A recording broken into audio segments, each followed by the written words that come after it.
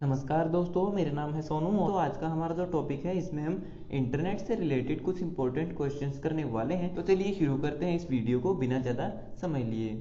सबसे पहला प्रश्न आपसे पूछा गया है, इनमें से किसका इस्तेमाल HTML कोड को पढ़ने और उसे वेब पेज में बदलने के लिए किया जाता है। तो जो आपका वेब ब्राउज़र होता है जिसमें आपका जो HTML डॉक्यूमेंट होता है उसका आउटपुट देखने को मिलता है। तो वेब ब्राउज़र क्या करता है, आपके HTML कोड को एक वेब पेज यानी कि वेबसाइट में बदल देता है।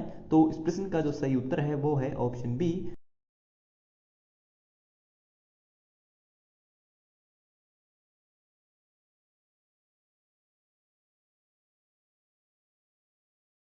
तीसरा प्रश्न है, इनमें से सबसे पहला वेब ब्राउज़र कौन सा है। तो दिए गए ऑप्शन में से कौन सा वेब ब्राउज़र ऐसा है जो कि सबसे ज़्यादा पुराना है।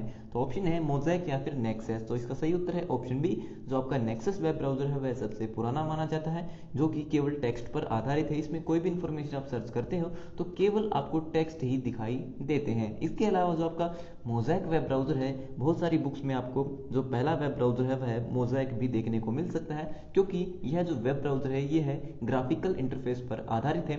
इसमें जब आप कुछ भी सर्च करते हैं तो आपको उसके अंदर न केवल टेक्स्ट बल्कि साथ में मल्टीमीडिया जैसे कि आपकी वीडियोस और इमेजेस हैं वो भी देखने को मिलती हैं। इसलिए अगर आपसे पूछ लिया जाए कि पहला ग्राफिकल वेब ब्राउज़र कौन सा, तो वो है आपका मोज़ेक। अगर सिंपल वे में पूछे कि पहला वेब ब्राउज़र कौन सा, तो वो है आपका नेक्सस। अगर सिंपल आपसे यही पूछ ले कि पहला वेब ब्राउज़र कौन सा है और आपको ऑप्शन में केवल मोज़ेक मिले तो आपका मोज़ेक भी आंसर सही होगा। चौथा प्रश्न है, वर्तमान में इनमें से किस वेब ब्राउज़र के पास सबसे ज़्यादा मार्केट शेयर है।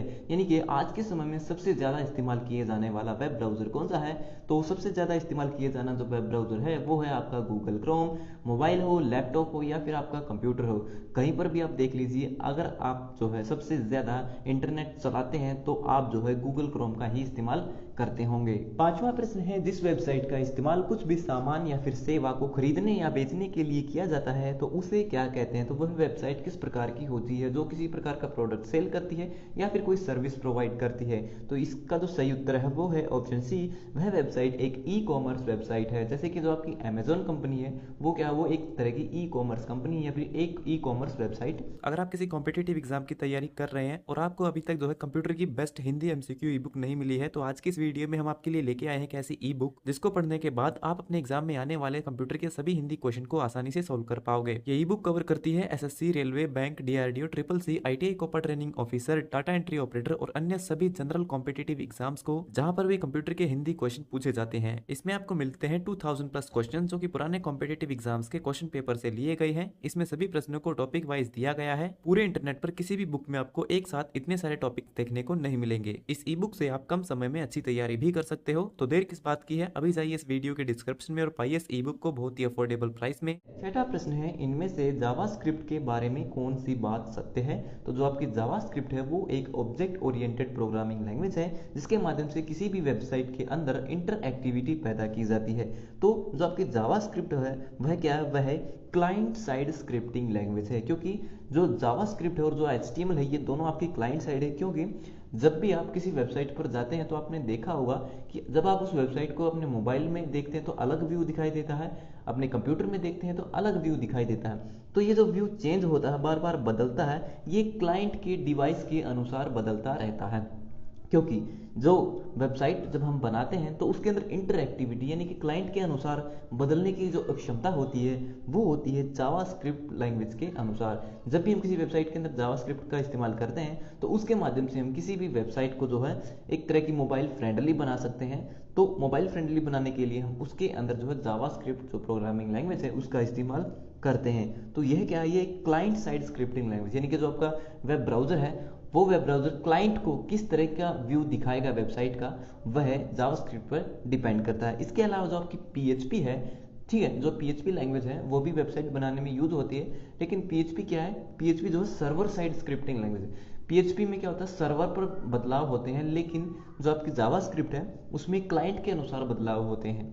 सातवां प्रश्न है फेसबुक और ट्विटर किस प्रकार की वेबसाइट है। तो जो आपकी फेसबुक है और जो ट्विटर है ये एक तरह की सोशल नेटवर्किंग वेबसाइट है, क्योंकि यहाँ पर जो बहुत सारे लोगों का जो एक नेटवर्क है, सामाजिक रूप से जो लोग एक दूसरे से जुड़े हुए हैं, अपनी अपनी जो है मन की बातें यहाँ पर शेयर करते हैं। ठीक है, तो एक तरह का जो है ये नेटवर्क है, सोशल नेटवर्किंग प्लेटफॉर्म है। तो ये दोनों आपके सोशल नेटवर्किंग प्लेटफॉर्म या फिर सोशल नेटवर्किंग वेबसाइट्स कहलाते हैं।